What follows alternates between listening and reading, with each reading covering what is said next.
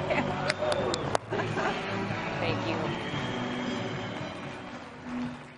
Good afternoon, CPAC. What an honor to be with all of you today.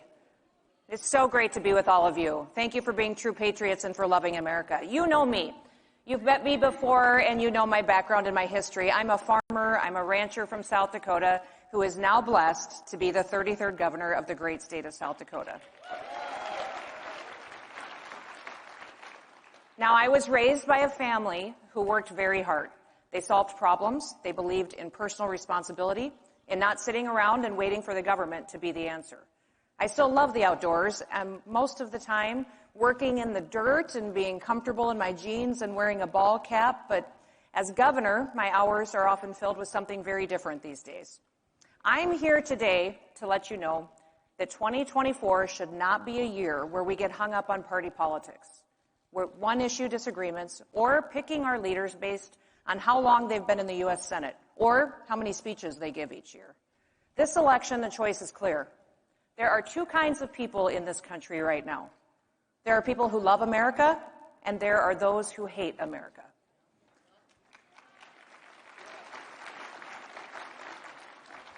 Those who hate America are working every day to destroy it. And let's be clear, Joe Biden is destroying America and taking away your freedoms. We can't just sit around complaining about it anymore. We need to do more. You know, I was recently asked an interesting question by a group that I had the chance to speak to. It was a leadership class, and they asked me a question from the audience and said, Governor Noem, how do you make your hard decisions? And I thought about it for a minute, and then I just said, you know what? It isn't hard. It's easy, because I know the foundation that I need to start from with every single decision that I make as governor. I went on to tell them a little bit about how when I first started to run for governor of our state, it was clear that it was going to be a very different race than I had ever run before. It was showing up in my polling that it was going to be an issue that I was a woman. Now, South Dakota had seen women lead before, of course, in business and in our state legislature and in Congress, but we had never had a female governor before. We'd never had a woman as the CEO of our state. It was a new idea. Now, I had spent my entire life in a man's world. I loved my dad. He was my best friend. I spent my days in the tractor, chasing cows, going on hunting trips with him. I was usually one of the very few women driving semis, hauling grain, showing up at farm policy meetings, serving in leadership in our state legislature, and even during my time in Congress, I was one of just a couple of women on the leadership team, making decisions on policy there. It was normal for me to be one of the few women in the room, and it was nothing out of the ordinary. But I remember the day that I was actually being sworn in to office as the first female governor of South Dakota. And much of that ceremony that day was dedicated to the historical nature of that event. I was being sworn in to office on the 100th anniversary of women getting the right to vote in our state for the first time. And as the ceremony went on and the speakers continued to point out the significance of this 100-year anniversary and me taking the oath of office, it really started to hit me. For the first time, I thought to myself, wow, this is kind of a big deal. I looked around the Capitol Rotunda and I saw it filled with hundreds and hundreds of people, but for the first time, I started to notice all of the little girls in the room and all the women. And I realized that this really was going to be a part of history. They were getting to see somebody who looked like them take on a very different role. For the first time, I started to get nervous. And I thought to myself, I better not screw this up. As I stepped up to be sworn in by our Chief Justice of our Supreme Court, placed my hand on my dad's Bible, and I raised my right hand, I realized that I was only making two promises to the people of South Dakota. I was promising to uphold the Constitution of the great state of South Dakota and to uphold the Constitution of the United States of America. Two promises. I can do that. So from that moment on, every decision that I make starts with asking the questions, is this constitutional? Do I have this authority as governor? What authority do I not have? What is the responsibility of the people? I think all of you know a little bit about the decisions that I've made as governor of our state. The last several years, we saw government leaders in other states use fear to control people. They used fear to promote their agenda of socialism and control. Now, that has not been our story in South Dakota. They took away, in other places, people's freedom of assembly. They took away their freedom of religion and their freedom of speech. And now they are threatening our state's rights to protect our people.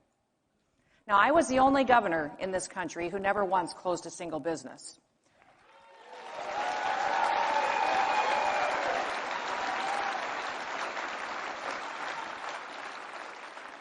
I never mandated anything to my people. I never told anyone that they couldn't go to church. We were the only state to turn down the elevated unemployment benefits because our people wanted to work. We trusted each other, and we got through our challenges together. And we are stronger because of it. Today, South Dakota is thriving. Because of the decisions that we've made in South Dakota, we broke the record for the lowest state unemployment rate in the history of America at 1.8%.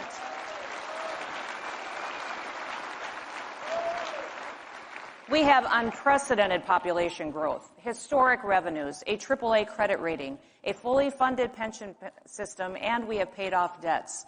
We were the first state to eliminate fees for concealed carry permits in South Dakota, and we'll even pay for your federal background check.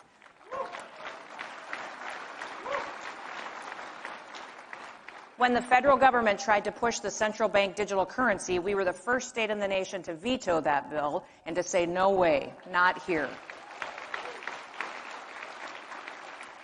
We have built roads, bridges, dams, and even a railroad. Who builds railroads anymore? South Dakota does. We do.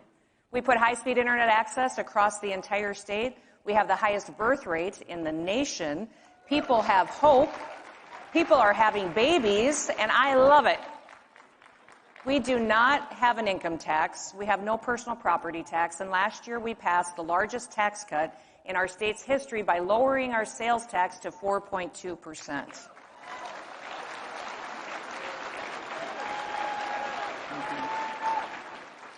Now, we are one of the few states whose suicide rates and our mental health challenges are going down.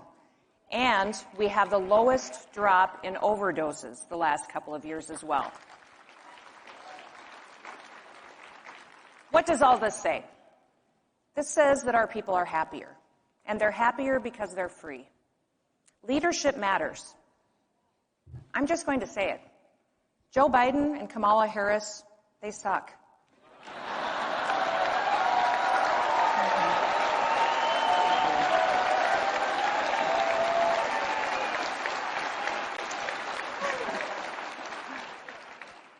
And, to be honest with you, we shouldn't look to Congress for the answers either. The gridlock on Capitol Hill is not going to break in time to save America. We need a president who will. And I have always believed and supported the fact that our next president needs to be President Trump.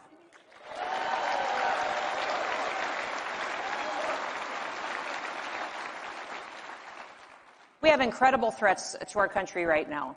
2 years ago, I was at the southern border. I was actually the first governor to deploy National Guard troops down to the southern border to protect our country. Now other states are following our lead, and they're sending their National Guard as well. And make no mistake, an invasion of our country is happening, and our border is a war zone. It is the fault of Joe Biden and his violation of federal law.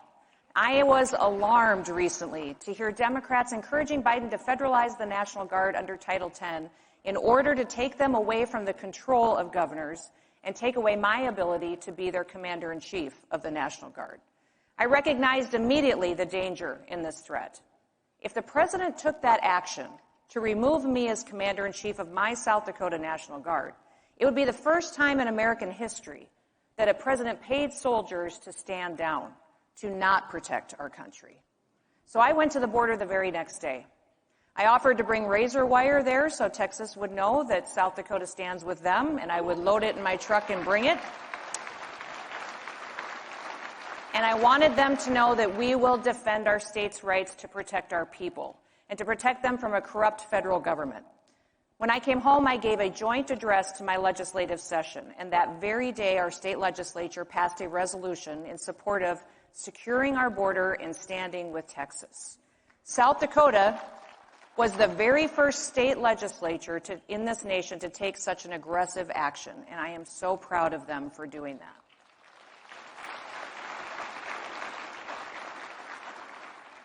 This week, I announced that we will be deploying National Guard soldiers to the border for the 5th time. This time they will be constructing a wall, a barrier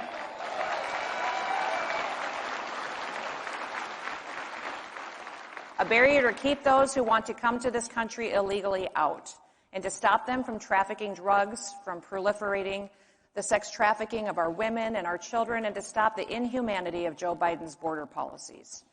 Now, we have cartel presence right in our state of South Dakota because of that open border. My people are affected by it every day. I will do all I can in South Dakota to bring back peace and stability where Joe Biden has brought destruction and death. We know that China is taking advantage of the situation, that they're funneling military-aged men into our country, and many dangerous criminals and terrorists from other countries who hate us are making their way here too. Some countries are emptying out their prisons and their mental health institutions to send their responsibilities to us to handle. These countries are infiltrating us to destroy us, and they're doing it from the inside. Now, I saw this coming. I was the first governor in the country to ban TikTok for state government devices. I know how China is using that app to collect our data, to spy on our people, and to manipulate our opinions and our ideas. Since then, dozens of states and even the federal government followed my lead and took action. Apparently, Joe Biden gets a pass for his campaign, but whatever, Joe. We need to face the facts. Joe Biden is not fit to be president, and Kamala is no backup plan.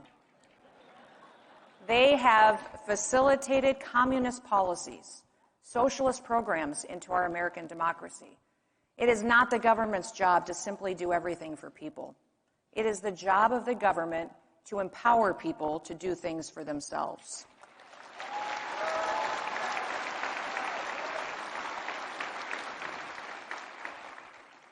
So we have a clear choice.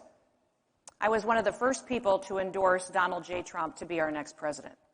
Last year, when everyone was asking me if I was going to consider running for president, I said no. Why would you run for president if you can't win?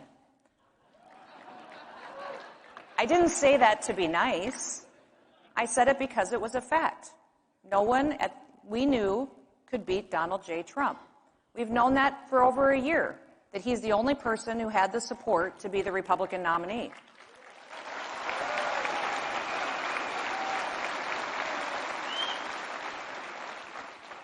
So why did all these other people and candidates get into the race? For themselves? For personal benefit? For a spotlight for a period of time? But it did not and it does not strengthen our country if conservatives are not united enough to recognize that we need to win. We need a fighter. We need someone who doesn't give up, who has never quit on us, so don't you quit on him. President Trump,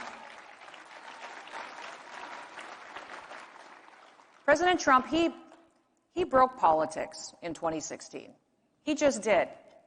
And I think that's a good thing because he's real. He's not perfect. None of us are. But he cares about you. And what I love about him the most is that he doesn't think he's better than you. So luckily, we are not going back to the good old days of the Romneys and the Cheneys and the Republican Party is much bigger than that now. We are filled with blue-collar workers, many cultures, perspectives, and viewpoints, but most importantly, we all love America. And we realize what a gift that this country is. This country is the greatest experiment in humankind. And if we lose it on our watch, where will we go? Where is there another country that is better or offers us more opportunity? It just doesn't exist. So for me, there is no going back. I'm all in. And you need to be too.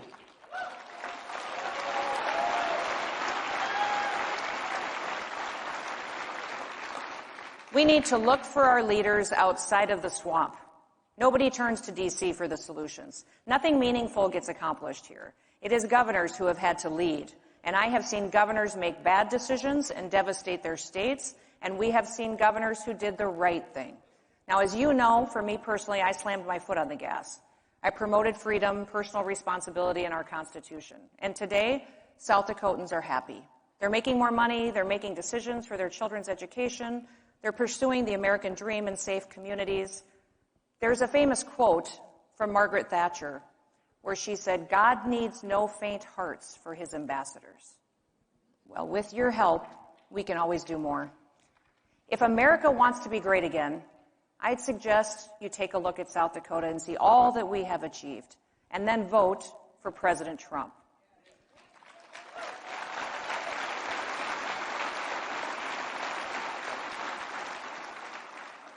I want to thank you for your dedication to freedom. You are inspirational. I want you to leave here and go be hopeful and be happy. May God bless you, and may God bless the United States of America. Thank you.